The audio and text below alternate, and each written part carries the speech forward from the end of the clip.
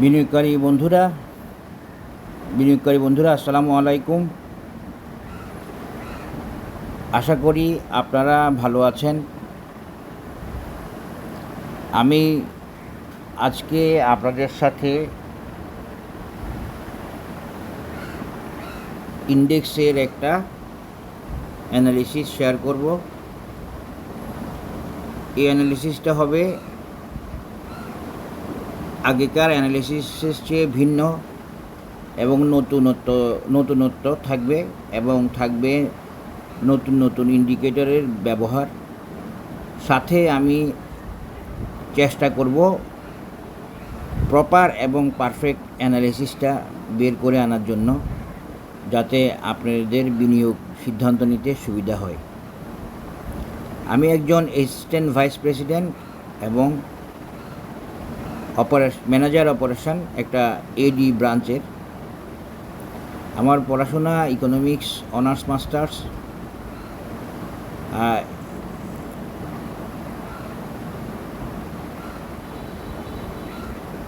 আমি একজন সিডিসিএস certified documentary credit specialist, এটা ইন্টারন্যাশনাল ট্রেড স্পেশালিস্ট। আমি এমবিএও করেছি একটা, এছাড়া ডিপ্লোমা, ব্যাংকিং ডিপ্লোমা 2টা, এবং আমার বিসিএস কোয়ালিফিকেশান ছিল বাট জয়েন করা হয় নাই 27th বিসিএসে। তো আমার এগুলো সম্পূর্ণরূপে আমার আগ্রহ থেকে, আমার ইন্টারেস্ট থেকে, আমার একটা শখ বা হবি যেটাই বলেন, টেকনিক্যাল অ্যানালিসিসের উপরে একটা নেশা, সেখান থেকে আমি এসব করতেছি।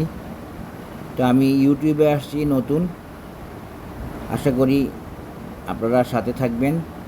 আমার অ্যানালিসিস ভালো লাগলে আপনারা শেয়ার করবেন এবং সাবস্ক্রাইব করবেন। আসেন এখন আজকের একটা ডিফারেন্ট ইন্ডিকেটর নিয়ে আমি দেখার চেষ্টা করব ইন্ডেক্স কি করতে পারে, কোথায় করতে পারে। এই অ্যানালিসিসটা বেসিক্যালি এই নেগেটিভিটির জন্য না, পজিটিভিটির জন্য। আমি দেখানোর চেষ্টা করব ইন্ডেক্স যদি নামতে পারে বা নামার সম্ভাবনা থাকে, সেটা নামার সম্ভাবনা আছে কি না বা থাকবে কি না, থাকলে কতটুকু, এসব।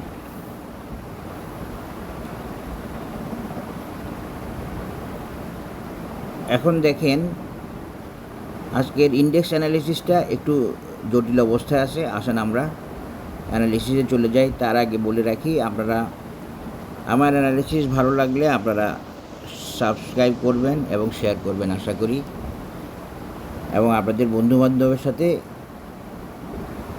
শেয়ার করবেন। আসেন অ্যানালিসিসে চলে যাই, টেকনিক্যাল অ্যানালিসিস অফ ইন্ডেক্স। আমি ইন্ডেক্সের অ্যানালিসিস দিতে গিয়ে আমি আপনাদের এখানে কয়েকটা ইন্ডিকেটর নিলাম। এই ইন্ডিকেটরের মধ্যে একটা ভলিউম রিলেটেড ইন্ডিকেটর আছে, আরেকটা আছে চেক ইন অসিলেটর, আরেকটা আছে অসাম, এবং আরেকটা আছে অরুণ। এখানে আপনারা আমার ভিডিও যারা দেখেন 2-3টা ইন্ডিকেটরের সাথে মোটামুটি আপনারা পরিচিত আছেন, আর বাকিরা এই সবগুলোর সাথে হয়তো বা নাই। আমার অ্যানালিসিস কাউকে প্ররোচনা, প্রলুব্ধকরণ বা নেগেটিভিটির জন্য না, একটা টেকনিক্যাল বেসড গাইডলাইন বা সাজেশন।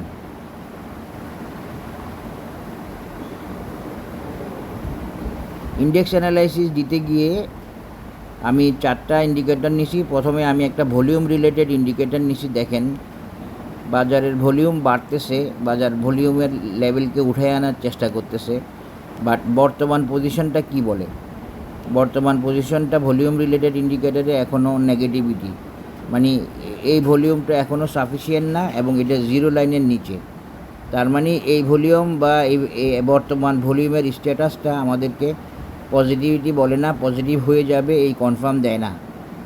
এই লেভেলের ভলিউমেও ভলিউম রিলেটেড ইন্ডিকেটরে দেখা যাচ্ছে জিরো লাইন ক্রস করে উপরে উঠে আসতে পারে নাই। তো জিরো লাইন ক্রস করে উপরে উঠে আসতে পারলেই আমরা উপরে উঠে আসা থাকলে বা আসতে পারলে আমরা আশা করতে পারতাম যে মার্কেট পজিটিভিটির দিকে যাচ্ছে। 3টা গ্রিন ক্যান্ডেলের পরেও ভলিউমকে এখনও উঠে আনতে পারে নাই। তো যেহেতু বর্তমান স্ট্যাটাস হচ্ছে জিরো লাইনের নিচে ভলিউম, তার মানে আমরা ধরে নিতে পারি পরিস্থিতি এখনও নেগেটিভ, এখনও পজিটিভ হয় নাই পরিস্থিতি, এই আর কি। তার মানে আমাদের বর্তমান অবস্থাটা ভালো না। সামনে হয়তো উঠে আসবে, নাও আসতে পারে, যেহেতু নিচে আসে, নিচ থেকে যে উঠে আসতে হবে এখনই বা আসবে এরকম কনফার্ম বলা যায় না। যদি উপরে চলে আসতো তাহলে লেভেলটা স্ট্রং হয়ে যেত, পজিটিভ হয়ে যেত এবং তখন পুরোপুরি আশা করা যেত। এরপর আমি নিচের ইন্ডিকেটারটা হচ্ছে চেক ইন অসিলেটর।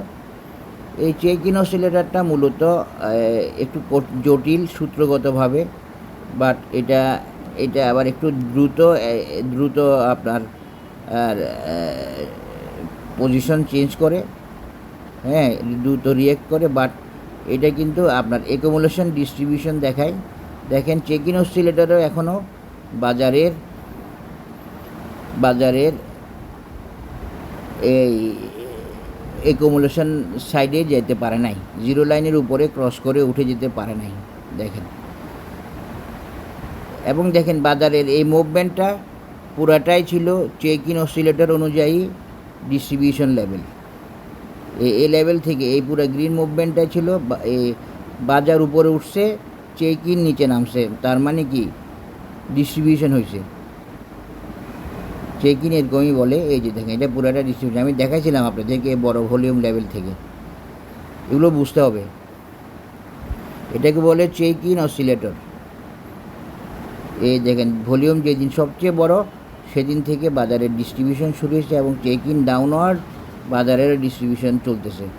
এখন বাজারের অ্যাকুমুলেশন সাইডে আসে নাই, কিন্তু অ্যাকুমুলেশনের দিকে যাচ্ছে check in, but check in এখনও জিরো লাইন ক্রস করতে পারে নাই। তো জিরো লাইন ক্রস করতে না পারলে আমরা এখনও দেখতে পাচ্ছি বাজার এখনও ডিস্ট্রিবিউশন সাইডে আছে, এবং যেটা এখনও আমাদেরকে বাজারের পজিটিভিটির কথা বলে না, বাজার পজিটিভ হওয়ার কথা বলে না। চেক ইন অ্যাকুমুলেশন সাইডে এখনও আসে নাই। আশা করি বুঝতে পেরেছেন। যারা বুঝার খুব কুইক বুঝে ফেলবে আশা করি। আমার এই টেকনিক্যাল অ্যানালিসিস কোর্স আল্লাহর রহমতে 10 জুলাই থেকে শুরু হচ্ছে।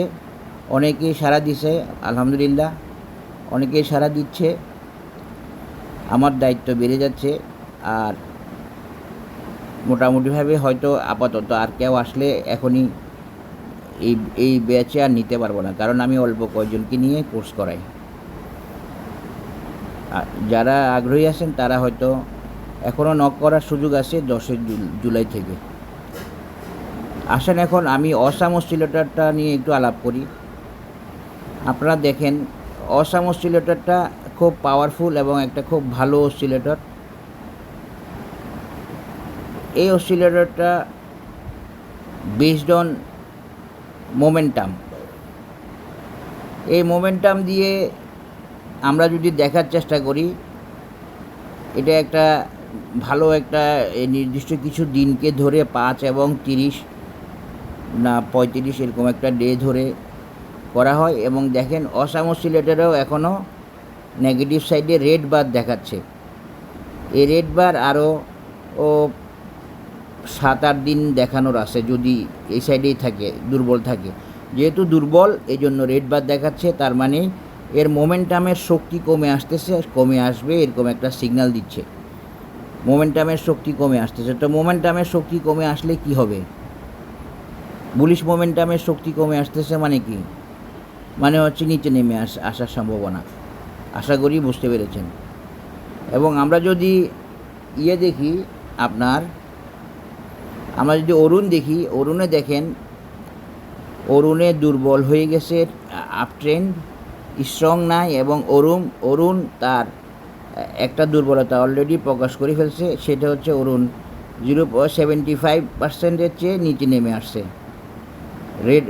রেড রেখাটা অরুণ আপ রেখাটা 75 চেয়ে নিচে নেমে আসছে, 68 লেভেলে চলে আসছে।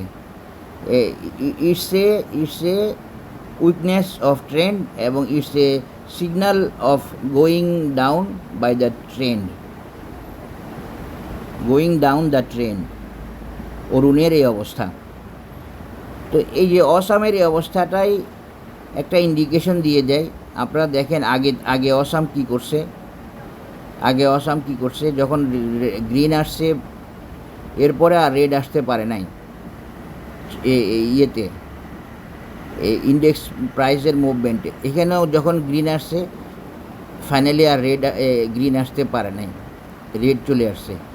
কারণ কি, আসলে মোমেন্টাম হারাইছে বাজার। এখন যেটা করতেছে, আমি যে বলছিলাম এখানে নামবে বা নামতে পারে, এখানে নামতে পারে, সেখানে না নেমে বাজার কিছু প্রয়োজনীয় ডিস্ট্রিবিউশন সারার উদ্যোগে আছে। এরপরও বাজারের কিছু ইন্ডিকেটর ভালো আছে, কিছু ইন্ডিকেটর সুন্দর আছে। আমি যেগুলাতে সমস্যা আছে কিছু সেগুলো দেখানোর চেষ্টা করছি। সব ইন্ডিকেটর খারাপ নাই, সব ইন্ডিকেটরে ব্যাড সিগন্যাল নাই, কিন্তু কিছু ভাইটাল এবং কিছু মোমেন্টাম এবং ভোলাটিলিটি বা মোমেন্টাম এবং ট্রেন্ড এবং একুমুলেশন ডিস্ট্রিবিউশন ইন্ডিকেটরে পজিটিভিটি নাই। বিশেষ করে চেইকিনে পজিটিভিটিটা না থাকলে এখনও নাই। এই যে এতটুকু উঠে আসলো, এখনও চেইকিনে এই কনভার্জেন্স দেখাচ্ছে না, একুমুলেশন দেখাচ্ছে না। একুমুলেশন না দেখানোটা হচ্ছে কি, আসলে বাজার এখনও সঠিক পজিশনে পৌঁছায় নাই। তো বাজার যদি সঠিক পজিশনে না পৌঁছায়, সেক্ষেত্রে কী করতে হবে? সেক্ষেত্রে আমাদেরকে একটু শঙ্কায় থাকতে হবে, একটু কারেকশানের পসিবিলিটিটা আসে এইভাবে ধরে নিতে হবে। আশা করি আপনারা বুঝতে পেরেছেন। আমি এখন একটা ইন্ডিকেটর দিয়ে দেখব, আরেকটা ইন্ডিকেটর দিয়ে দেখব।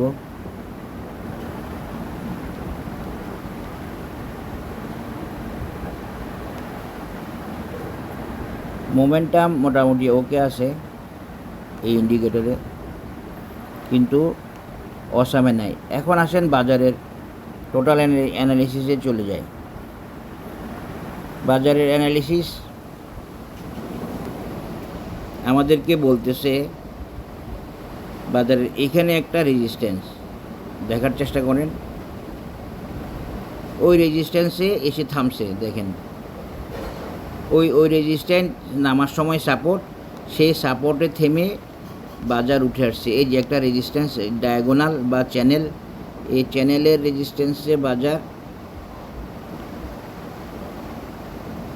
ব্রেক করছে, ব্রেক করে এখন আবার ওখানে এসে থামছে। এখানে একবার আটকাইছিল, একটা কারেকশান হয়েছিল, এই জন্য পরে আবার নিচে নামছে।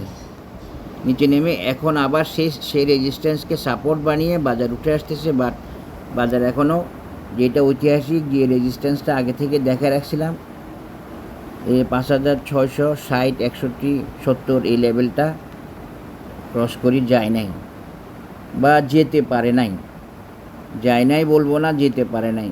পারলে বাজার এখনই 6000 ইন্ডেক্সে চলে যেত। বাজারকে সব কিছু ম্যানেজ করে ওকে রেখে যেতে হয়, এটা আপনারা বোঝার চেষ্টা করবেন।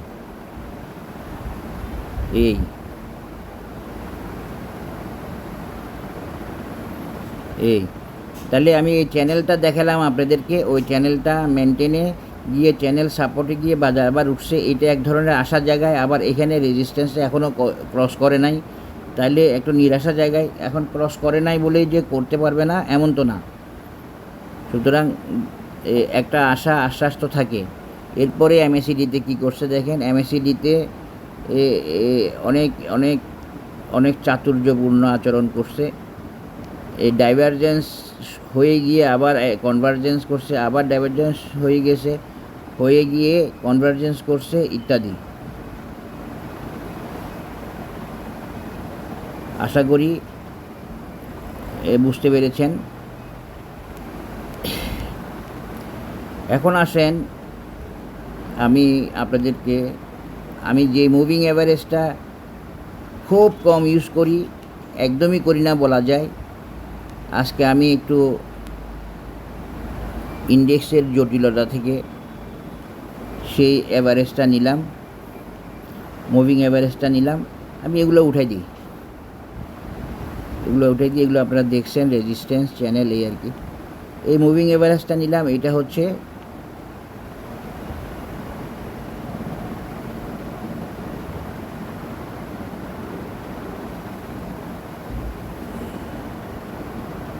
এটা হচ্ছে 200 এবং 50 ডেজ মুভিং অ্যাভারেজ। তো 250 ডেজ মুভিং অ্যাভারেজে বাজার বাই সিগনালে আসে, ওকে আসে, ক্রস ওভার আসে, আপিস আসে, কিন্তু এই ধরনের আপিস করে বাজার কতটুকু উঠবে আমি কনফিউজ আছি। প্রাইস অনেক আপিস হয়ে গেছে মুভিং অ্যাভারেজের চেয়ে, সুতরাং এখানে একটা কনফিউশন অ্যারাইজ করে, বা এই মুভিং অ্যাভারেজের 50 ডেজ মুভিং অ্যাভারেজটা বলতেছে যে হয়তো বাজার বেশি দূরে যেতে পারবে না, বা যাওয়ার সম্ভাবনাটা একটু কম। আশা করি আপনারা বুঝতে পেরেছেন। 50 ডেজ মুভিং অ্যাভারেজ 50 এবং 200 ডেজ দিয়ে দেখানোর চেষ্টা করছি, যেটা আমি মনে হয় গত 2 বছরও ইউজ করি নাই। আপনাকে ইউজ করতে হবে তখনই যখন আপনার প্রয়োজন হয়, যখন আপনি টেকনিক্যালি ফিল করবেন যে আমার এটা দেখতে হবে, একটু দেখি। রেগুলার বেসিসে এই এই এত বড় মুভিং অ্যাভারেজ দেখার প্রয়োজন হয় না। এখানে আমরা দেখতে পাচ্ছি মুভিং অ্যাভারেজ ঠিক আসলে 926 ইমা নিয়ে আসছি এখন।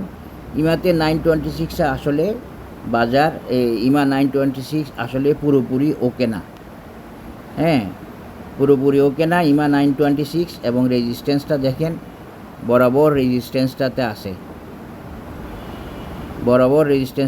আসে।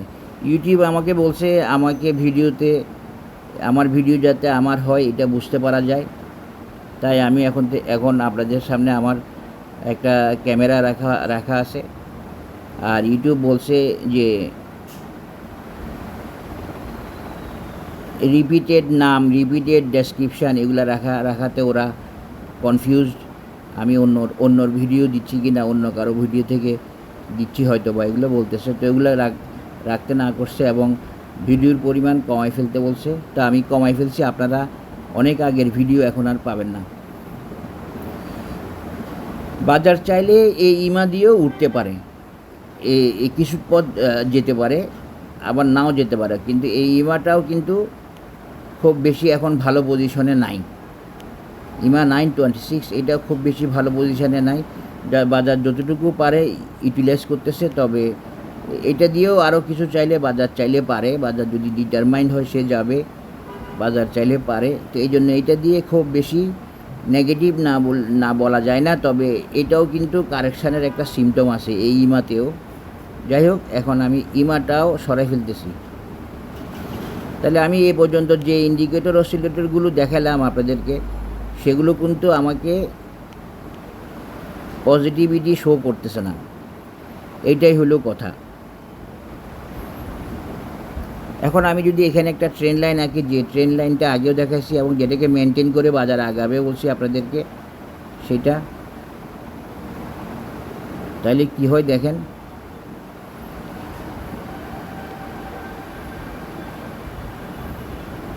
তাহলে কি হয় একটু দেখেন, কি হতে পারে এরকম একটা বিষয় দেখেন। আমার তো ওই রেজিস্ট্যান্স পার হইতে পারবে না, এগুলো তো বলা ছিল, পার হইতে পারে না। আপনারা দেখছেন লম্বা ক্যান্ডেল করে উঠে গিয়ে আবার নেমে গেছে, এগুলো সব দেখছেন আপনারা। এখন কি হতে পারে আমরা একটা গেস করার চেষ্টা করি। যে সাপোর্টটা আমি বলছি, এই সাপোর্টটা এখানে আসতে পারে,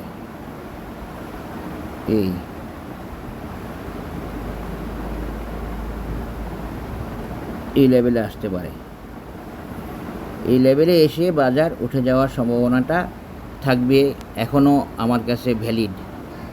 যদি বাজার কালকে এটা ক্রস করে যায়, তখন আগের অ্যানালিসিসগুলো ভ্যালিড থাকবে।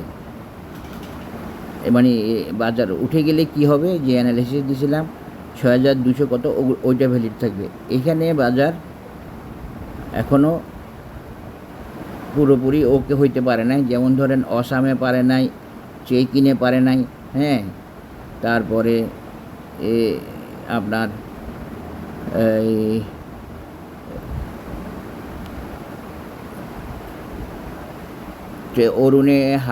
অরুণে দুর্বল ট্রেন্ড, তারপরে ভলিউম ইন্ডিকেটরে জিরো লাইনের নিচে এখনও স্ট্রং না, সব মিলাই স্ট্রং না হলে উঠবে কীভাবে, এই আর কি।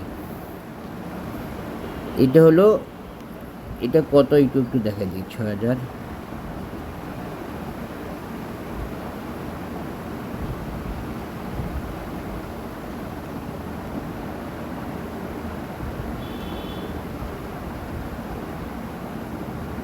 এই লেভেলটা,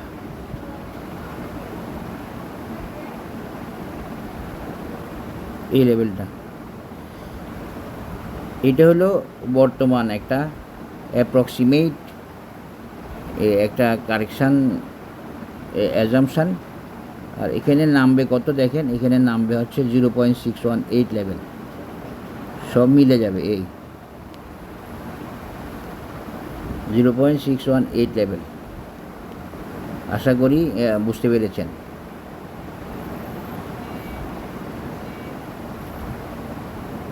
আশা করি বাজার এতটুকু নামলে বাজারের কারেকশানের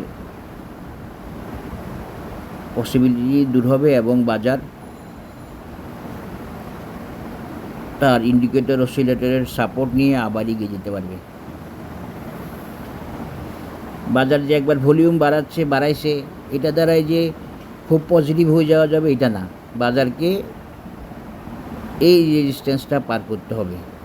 এই রেজিস্ট্যান্সটা পার করতে আপনাদেরকে যে আমি মান্থলি চার্টে মাইনকা চিপা দেখাইছি, ওগুলা কিন্তু বাজার প্রবলেমগুলো সলভ করতে পারে নাই। বাজার সলভ করতে না পারলে উঠে যাবে আমি তো বলতে পারতেছি না, আমার তো কনফিউশনটা রয়ে যাচ্ছে। আশা করি বুঝতে পেরেছেন। এখন আসেন আমি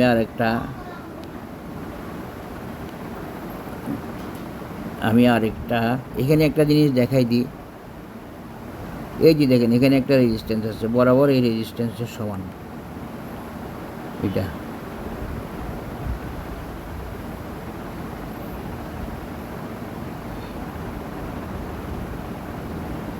এই আমি MACD-টা উঠাই দিলাম,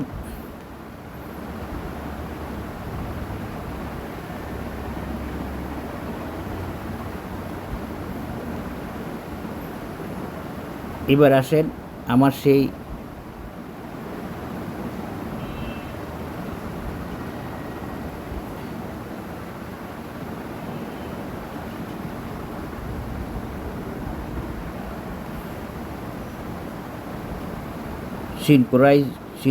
সিনক্রোনাইজড সাপোর্ট লেভেলে। সিনক্রোনাইজড সাপোর্ট লেভেলগুলো আপনাদেরকে আমি দেখাচ্ছি। টেকনিক্যাল অ্যানালাইসিসে সিনক্রোনাইজেশনের বিশাল গুরুত্ব আছে, কিন্তু এগুলো নিয়ে অনেকে আলোচনা করে না, অনেকে এগুলো নিয়ে এভাবে বোঝে না। এই বাজারটা এই সিনক্রোনাইজ টেকনিক্যাল অ্যানালিসিস ও সিনক্রোনাইজ মেজারমেন্টগুলোও সিনক্রোনাইজড হয়, কিন্তু আমরা ধরতে পারি না। এটা হলো আমাদের দুর্বলতা, বাজারের না। সিনক্রোনাইজ সাপোর্ট লেভেলগুলো দেখেন, দেখে বুঝতে পারবেন আমি কি অ্যানালিসিস দিই। আশা করি আপনারা সাথে থাকবেন, আপনাদের কাজে লাগবে।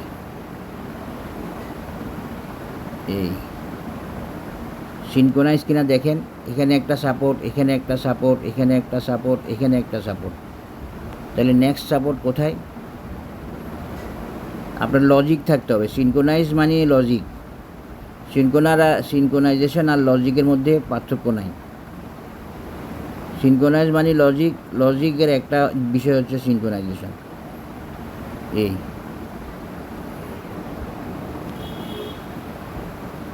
আশা করি আপনারা বুঝতে পেরেছেন। আজকের টেকনিক্যাল অ্যানালিসিসটা সিনক্রোনাইজেশন দেখেন, মেজারমেন্ট দেখেন, সব কিছুতেই পারফেক্ট আলহামদুলিল্লাহ ইনশাল্লাহ। বাজারের ওই যেটা বলছিলাম, বাজারের মূল টার্গেট তো এইখানে, আমি এটা না দেখাই, এটা সহ দেখাই দিই। ওই যেটা বলছিলাম এই রাউন্ডিং বটম, সেটা ওকে আছে, সেটাতেও কোনো বাধা নেই, সেটাতেও কোনো বাধা নেই। এটা হলো বাজারের অ্যানালিসিস।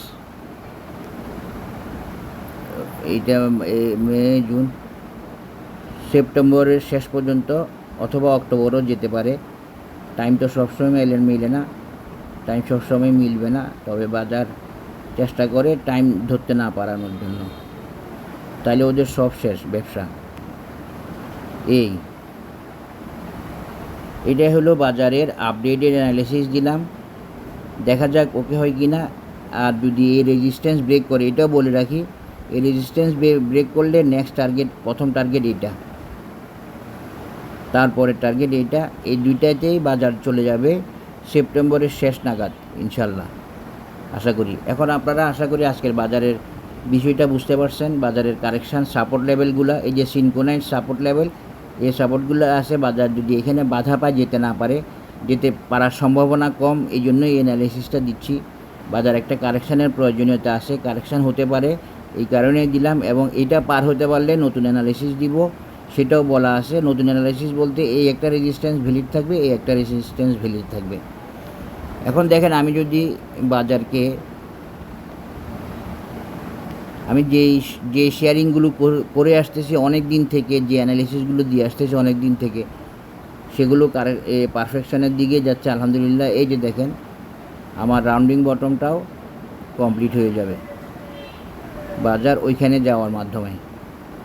বাজারের বর্তমান কারেকশান রাউন্ডিং বটমে সেরকম কোনো প্রভাব ফেলবে না, রাউন্ডিং বটমকে ভ্যালিড রাখবে, রাউন্ডিং বটম ভ্যালিড থাকবে। এর পাশাপাশি আমি যে এই ক্লাসিক প্যাটার্ন দেখাইছি সিহর্স, সেটাও ভ্যালিড আছে, সেটাও ভ্যালিড থাকবে।